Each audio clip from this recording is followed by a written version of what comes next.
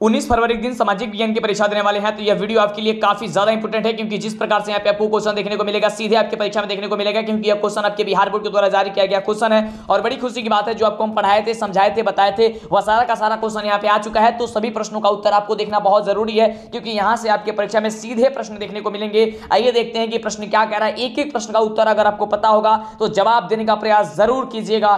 बहुत ही शानदार क्वेश्चन आपके स्क्रीन पे ये रहा। अब आपके अंदर खून नहीं जुनून दौड़ना चाहिए मेरे प्यारे साथियों। अब सिक्का उछल चुका है, हेड भी आपका होगा और टेल भी आपका होगा। सबसे पहला नंबर क्वेश्चन आपके स्क्रीन पे है कि हिंद चीन में बसने वाले फ्रांसीसी को क्या कहा जाता था बाबू? तो कोलेन कहा जाता था, यानी कि ऑप्शन नंबर सी हो जाएगा आपका बिल्कुल ही राइट जवाब। जल्दी से नोट करते जाइए, फटाफट से सही सही उत्तर आप नोट कर लीजिए। चलिए, बहुत खुशी की बात है, जितना क्वेश्चन आपको बताए थे काफी आसान आसान क्वेश्चन आपको यहाँ पे देखने को मिला है, और इसी प्रकार से सीधे आपके एग्जाम में देखने को मिलेंगे। अगला नंबर क्वेश्चन कह रहे हैं कि रैलेट एक्ट कब पारित हुआ था बाबू? तो रैलेट एक्ट जो पारित हुआ था वो 1919 ईस्वी में पारित हुआ था, यानी कि ऑप्शन नंबर जो आपका ए नंबर हो जाएगा वो ए नंबर आपका बिल्कुल ही राइट जवाब हो जाएगा। तो जल्दी से पहले वीडियो को लाइक और चैनल को सब्सक्राइब कर लीजिए, जिससे कि आपको आगे से वीडियो मिला करे, नहीं तो आपको आगे से वीडियो नहीं मिल पाएगी। जैसे कि बोल रहे थे ना कि सीधे देखने को मिलेंगे, तो देख रहे हैं कि सीधे देखने को यहाँ पे क्वेश्चन मिल रहा है, जो आपको हम बताए थे, पढ़ाए थे।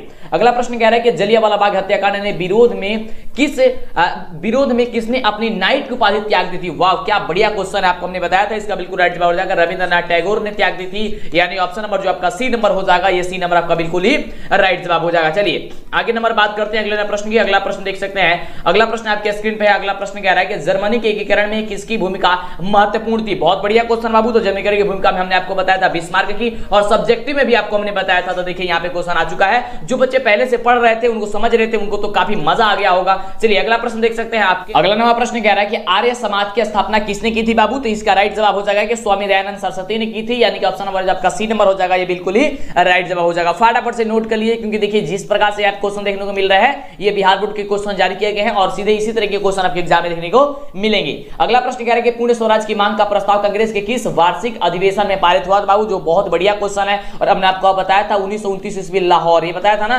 बिल्कुल 1929 ईस्वी लाहौर। याद कीजिए कि जब हम बताए थे ये, तो ऑप्शन हो जाएगा क्या चीज आपका? ऑप्शन नंबर हो जाएगा ए नंबर। अगला देखिए प्रश्न, अगला प्रश्न हम सभी क्या कह रहा है बाबू? तो अगला प्रश्न हम सभी क्या कह रहा है कि भारत में सूती वस्त्र की प्रथम मिल खोली गई। भारत में सूती वस्त्र की प्रथम मिल जो है वह कहां पे खोली गई थी? आपको हमने बताया कि बंबई में खोली गई थी। ये बहुत अच्छी बात है, बहुत खुशी की बात होती है जब आप जितना क्वेश्चन बताया जाता है, गेस करके बताया जाता है, पढ़ाया जाता है, सारा का सारा क्वेश्चन लड़ जाता है। हमारी किताब आप नहीं खरीदते हैं तो वह भी खरीद सकते हैं मार्केट से, ठीक है, उसके बारे में भी आपको हम समझा देते हैं, ठीक है। मेरा किताब वगैरह, मेरा वेबसाइट का लिंक जो है नीचे डिस्क्रिप्शन में भी दिया गया है।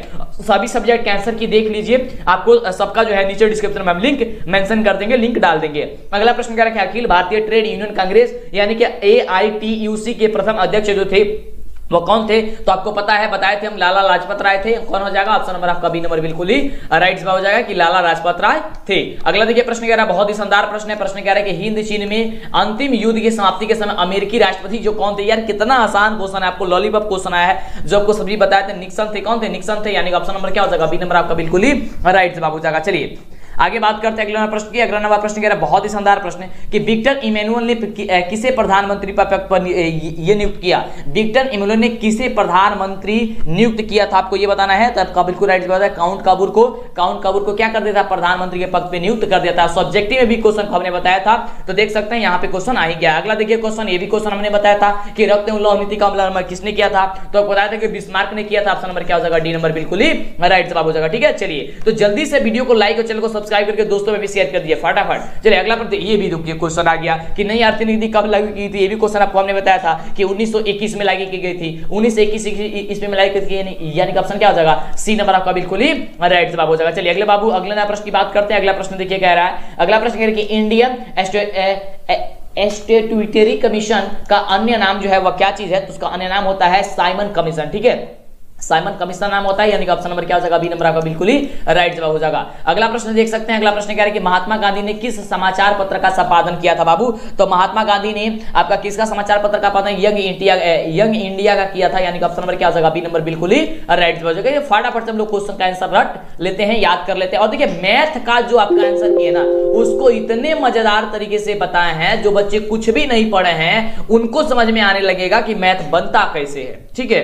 तो आप लोग को वीडियो जरूर जरूर देखिएगा। अगला प्रश्न कह रहे हैं कि गुटेनबर्ग ने सर्वप्रथम किस पुस्तक की छपाई की थी? देखिए ये भी क्वेश्चन हमने आपको बताया था। ऑप्शन क्या था? बाइबिल की थी। ऑप्शन क्या जाएगा? सी नंबर बिल्कुल ही राइट जवाब हो जाएगा। इसी तरह आपके एग्जाम में देखने को क्वेश्चन मिलते हैं जो बताते हैं पढ़ाते हैं, इसलिए तो नंबर 1 चैनल बना हुआ रहता है। पिछले साल नंबर 1 था और इस साल भी आपकी वजह से नंबर 1 होगा। आप लोग एकदम परीक्षा में धमाल मचाइएगा। अब आपके अंदर खून नहीं जुनून दौड़ना चाहिए मेरे प्यारे साथियों। अगला क्वेश्चन कह रहे हैं कि अशोक का अभिलेख किस लिपि में है? अशोक का अभिलेख जो है किस लिपि में है आपको ये बताना है, तो ब्राह्मणी लिपि में है। ये आप याद करके रखिएगा।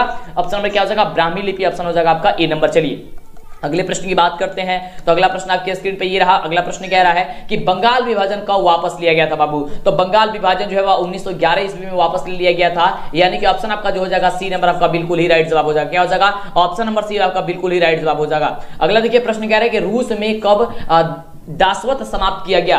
रूस में कब जो है दासवत समाप्त किया गया? तो 1861 में कर दिया गया था। ठीक है, कब किया गया था? 1861 में किया गया था, यानी कि ऑप्शन नंबर ए नंबर जो दिया गया आपका बिल्कुल ही राइट जवाब हो जाएगा।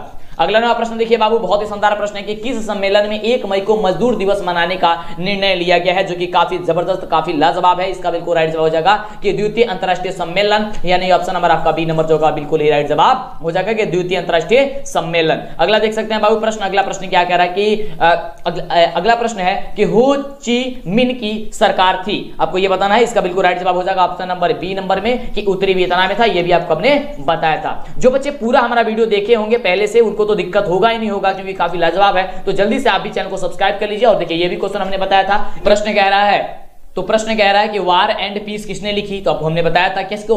तो टॉल्स्टॉय ने, यानी ऑप्शन नंबर क्या हो जाएगा? बी नंबर आपका बिल्कुल ही राइट जवाब हो जाएगा। चलिए आगे बात करते हैं अगला प्रश्न की। अगला प्रश्न क्या कह रहा है? बहुत ही शानदार प्रश्न देख सकते हैं। प्रश्न कह रहा है कि सोवियत संघ का विघटन हुआ था।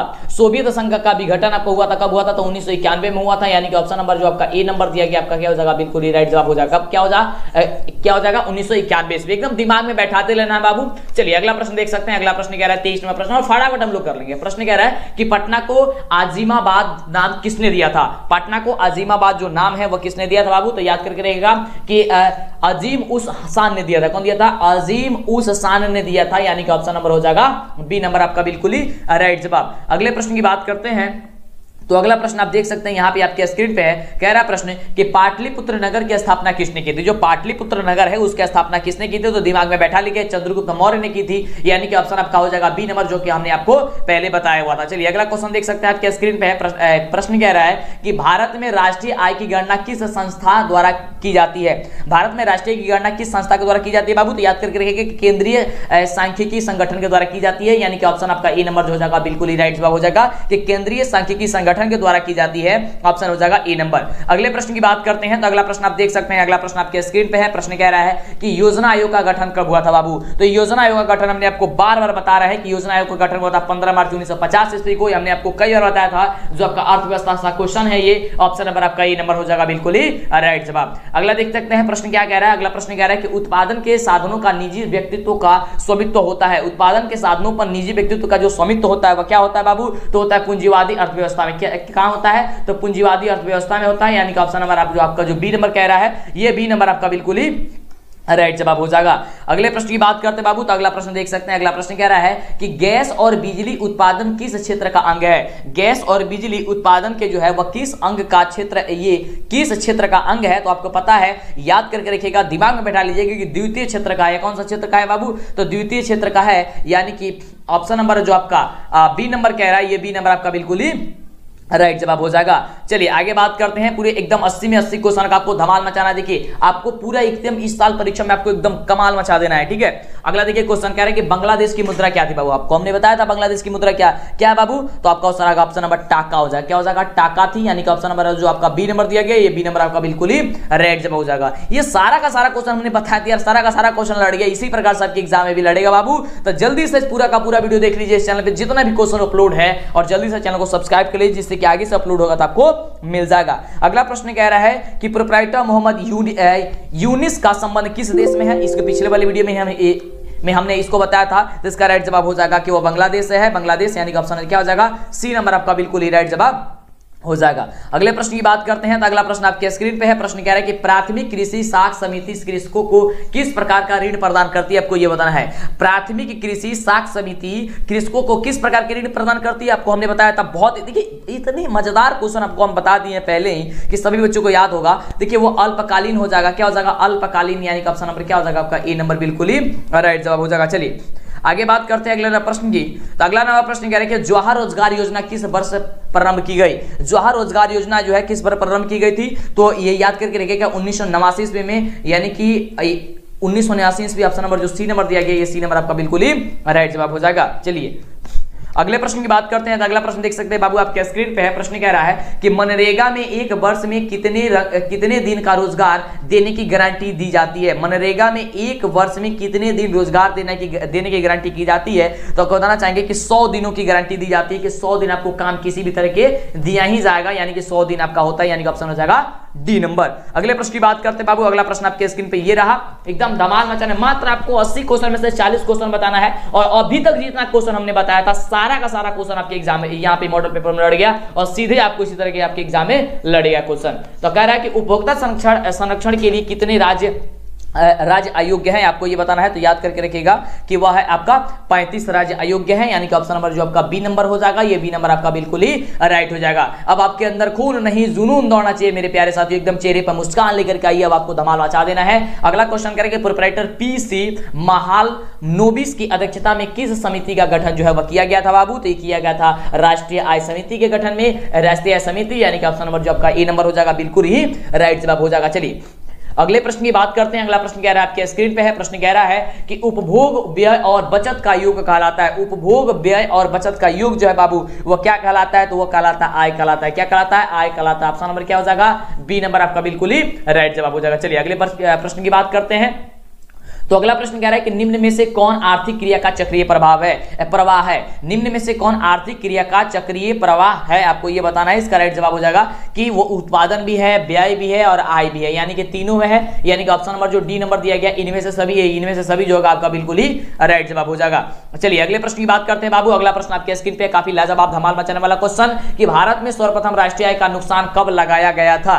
ठीक है, तो इसका बिल्कुल राइट जवाब हो जाएगा ऑप्शन नंबर बी कि 1868 ईस्वी में। कब लगाया गया था बाबू, 1868 में। याद कर लीजिए, फटाफट से इसे टिक कर लीजिए। अगले प्रश्न की बात करते हैं। अगला प्रश्न आपके स्क्रीन पे है। प्रश्न कह रहा है, बहुत ही शानदार प्रश्न है कि निम्न में से कौन सहकारिता का मूलभूत तत्व नहीं है।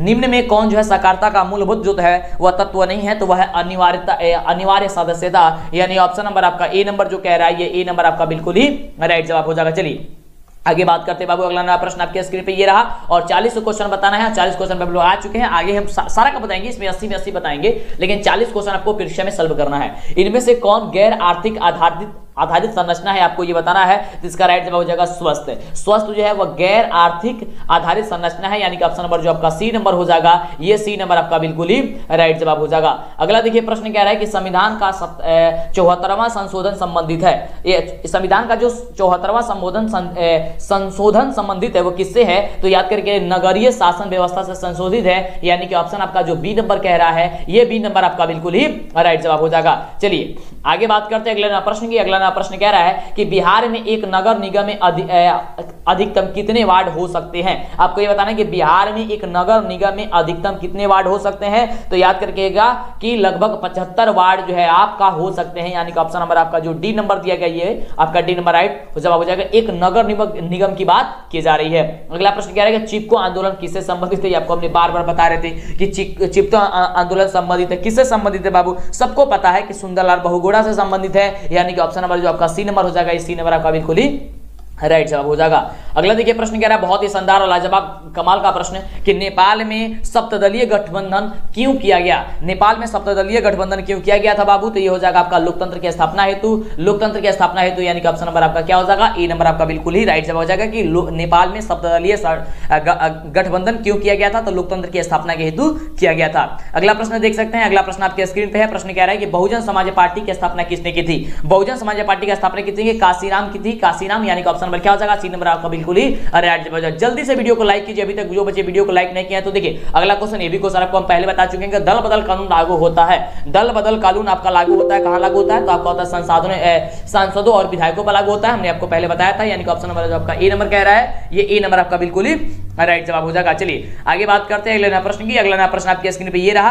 प्रश्न कह रहा है कि झारखंड बिहार से कब पृथक हो गया। पृथक का मतलब होता है अलग हो गया, तो झारखंड जो है बिहार से कब अलग हो गया था बाबू, तो याद करके 15 नवंबर 2000 ईस्वी को जो है ये अलग हो गया था, यानी कि ऑप्शन नंबर क्या हो जाएगा आपका ए नंबर बिल्कुल ही राइट जवाब हो जाएगा।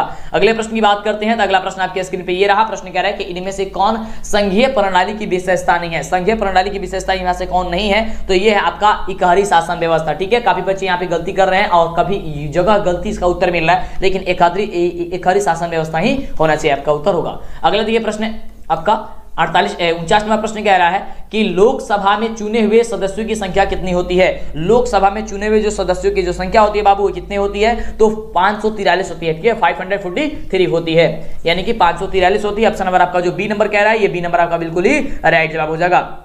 अगला देख सकते हैं, अगला प्रश्न आपके स्क्रीन पे है। प्रश्न कह रहा है कि पूर्व में बांग्लादेश जाना जाता था।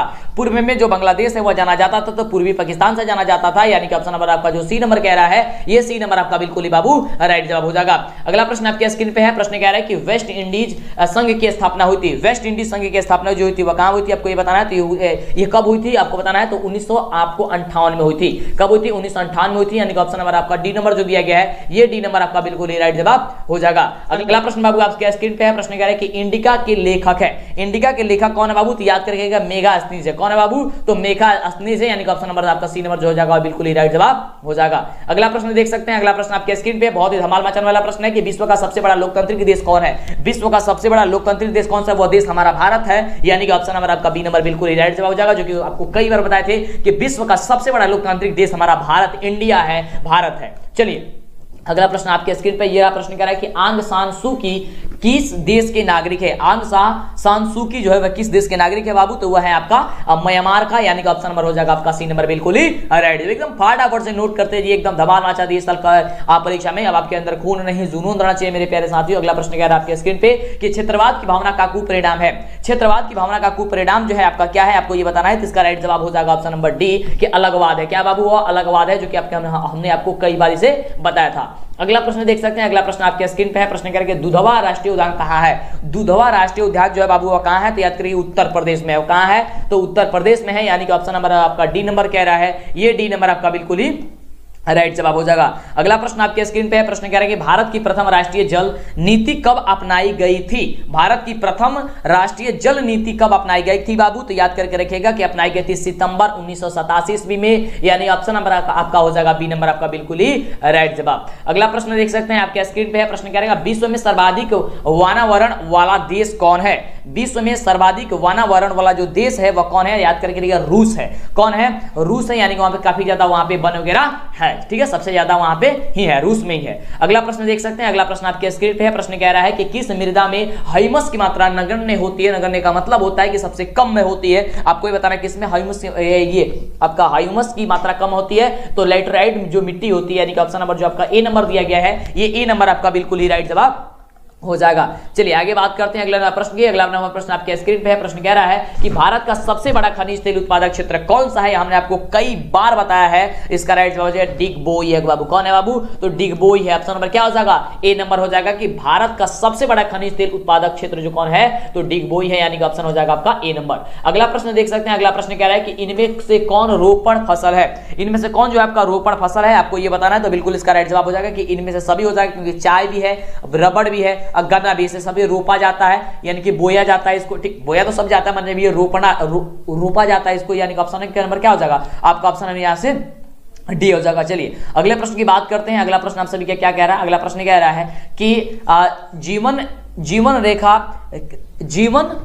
रेखा रेल कब चलाई गई थी। जीवन रेखा रेल जो है वह कब चलाई गई थी, तो इसका राइट जवाब हो जाएगा 1991 ईस्वी में चलाई गई थी, यानी ऑप्शन नंबर आपका जो बी नंबर कह रहा है, ये बी नंबर आपका बिल्कुल ही राइट जवाब हो जाएगा। चलिए आगे बात करते हैं अगला प्रश्न की। अगला प्रश्न है आपके स्क्रीन पे कि कांवर झील कहां है। कांवर जो झील है बाबू वो कहां है, तो बेगूसराय में। आपको सबको पता होना चाहिए कांवर झील कहां है, बेगूसराय जिले में, बिहार के बेगूसराय में है। तो कौन बच्चे बेगूसराय है, सब फटाफट से कमेंट करेंगे। वैसे जहां से भी आप जौन से जिस भी जिले से यहाँ पे आप एक बार थोड़ा जिला का नाम टाइप कर दीजिएगा तो बड़ा खुशी होगी हमें। फटाफट से वीडियो को लाइक जरूर कीजिएगा, चैनल को सब्सक्राइब जरूर कीजिएगा। अगला प्रश्न कह रहा है कि किस राज्य में संयुक्त वन प्रबंधन का पहला प्रस्ताव पारित किया गया। क्वेश्चन है कि किस राज्य में संयुक्त वन प्रबंधन का पहला प्रस्ताव पारित किया गया था, तो इसका राइट जवाब जो हो जाएगा वो हो जाएगा ऑप्शन नंबर डी कि उड़ीसा में। कहां, तो उड़ीसा, यानी कि ऑप्शन नंबर आपका जो डी नंबर कह रहा है, ये डी नंबर आपका बिल्कुल ही राइट जवाब हो जाएगा। अगला ऑनलाइन टेस्ट देना शुरू हो चुका है और एक नहीं पूरे 7 सालों का मॉडल पेपर डाउनलोड करने के लिए वीवीआई ऑब्जेक्टिव सब्जेक्ट डाउनलोड करने के लिए फटाफट से गूगल में सर्च कीजिए डीएलएस एजुकेशन, जो चैनल का नाम है, या नीचे डिस्क्रिप्शन में लिंक में दिया गया है। जैसे आप सर्च कीजिएगा देखिए फटाफट से इस तरीके से ओपन हो जाएगा